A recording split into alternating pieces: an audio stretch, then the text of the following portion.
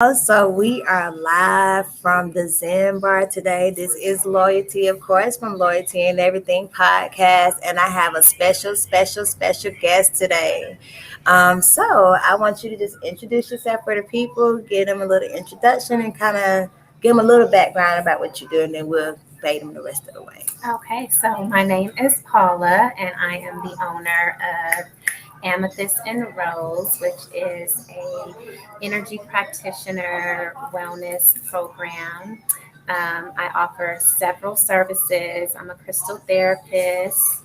I also do sound therapy, yoga, meditation, doula, specializing in postpartum care, and also an astrologer. All right. So, the purpose of our interview today, I just want the people to really know, like behind the scenes, like who you are. I think it's so important that we continue to tell our message, and just give our flowers while we are still here to do so. So, that's definitely what loyalty and everything is about. And I'm also here with my Bridging the Gap family. As y'all see, we got the BTG commit. I always got to give my family a big shout out again. BTG commit, of course. But yes, so let's share a little bit more about you as a person. Okay, when did you know you came into your calling? Like when was it visible for you as a person? I would say it was visible when I was younger, but of course, the conversations and the topics weren't really prevalent. So a lot of it was suppressed. And I would say maybe about the past 5 years, I really decided to just step into my purpose, leave my corporate job, and do what it was that I was being called to do. Okay. Mhm. All right. And anybody you can think to name who inspired you and maybe kind of help you along this journey? I would say it's a number of women in my life that I saw living unapologetically and just staying connected to their spirit and the highest source, being directed from that place and not being dictated by what people thought or what they were expected to do, but just really going off the beaten path to what felt conducive to them. So I would say my mother, my aunt. I have a number of women in my circle, like I say, that I just kind of looked at them and just really staying connected with them myself and what felt right. And, seeing them live unapologetically allowed me to have the freedom to do what it is that I was being called to do. So this sounds like this could be something that may be even hereditary for Yes. you and your family. Hmm. Sounds like a lot of people who have had their spiritual or awakening journey and they're going through it, or and were they able to help you through it? Were you scared at first? Because I can imagine. Yes, I was extremely scared because how I grew up, some of the things were not really encouraged, so I naturally gravitated towards the star astrology. Yes. That wasn't really accepted. Just really being intuitive, hearing and seeing certain things, and things weren't talked about. And then over time, it was just the more I denied it, I saw that I was denying a part of who I was. So I really didn't get in detail with them about what was going on, but I did speak to them about, really just finding your own happiness and what that looks like. Because everybody has their own recipe of what happiness and success look like. And what was being displayed out to me didn't fit what felt true to me. So would you say this, for me and in my journey in life, I think when you're not being obedient to your calling, sometimes God would make you very uncomfortable. Yes. And I think that's my journey now that I'm experiencing in my own life. So you think that possibly was what you was experiencing? Yes, absolutely. I was very uncomfortable. I was uncomfortable in my field of work that I was doing. I'm a teacher by nature, but the information that I was teaching was not the information that I should have been teaching.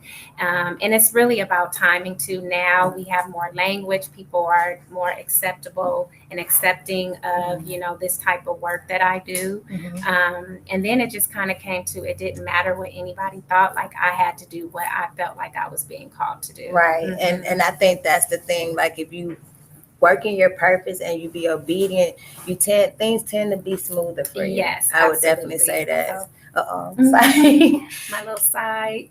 There we go. Yeah, so I can definitely relate. I did want to give you a little highlight because we talked, of course, before the interview, and you shared a couple of things with me, just about how you felt led to even Atlanta, and now she's here in Atlanta, y'all. She will be working here at the Zen Bar, which is another reason I definitely want to give her a shout out. And the hospitality that they have showed us has been amazing, amazing. But what led you here to Atlanta? I had a dream and I was instructed to come to Atlanta and go to certain organizations and tell them about the services that I offered, just to be of support, not even from like a business aspect, more from a volunteer perspective, because I knew a lot of people were hurting, searching, trying to find ways to connect with themselves. Mhm. And so that's kind of how I got here. You know, I just took a leap of faith, and it was like the state of Georgia opened its arms and welcomed me. And it's just been a beautiful journey. I've been connecting with so many great people that have helped confirm that I'm on the right path, and, you know, just keep following my heart. Yes, and I am excited about your journey. I'm not going to speak too much on it because we don't, want to put it out there too early. But be on the lookout. She is amazing. She has a lot of services to offer the community as a whole, and she cares about the community and about your holistic approach. So I think that's so, so, so important. We have to be in tune with your chakras, things Mhm. that I'm learning and still learning, Mhm. but I'm very appreciative of my journey and just some things that you even shared with me, which was very enduring and powerful. So we're going to close it up. Anything else you can think of that you maybe want to share with the people just about you as a person? I would just say that I know I'm here for a specific reason, and anyone who comes across my path, I know it's divinely aligned. And I count it as an honor to be able to help people on their spiritual journey. I'm on my spiritual journey. It's not a end all be all. It's a constant day-to-day process. So the things that help support me along the way, then I love to share with others and provide other insights and resources for them as well. Yes, yes. Mhm. All right. And last but not least, can you tell them how they can also connect with you and how they can find you? Yes. So my website is amethystandrose.com, and it's like the crystal, AMETHYST, the letter N, rose.com, and also on Instagram with the same amethyst and rose. Yeah, so y'all here, please go support. I will make sure that her social media handles are also here. But make sure you support her. Come support the Zen Bar. They are amazing. They're our new business here in Atlanta on the west side of town by the West End Mall. I am definitely going to be supporting. I will be here. I'm trying to make an intention and at least try to stop by once a week for my own self care. So it's been a pleasure. Thank you Thank so you. much for your Thank you for having hospitality. me. This is such a Yes. blessing. Yes. All right, y'all. And this is Loyalty, and we are done signing out. Peace. Bye.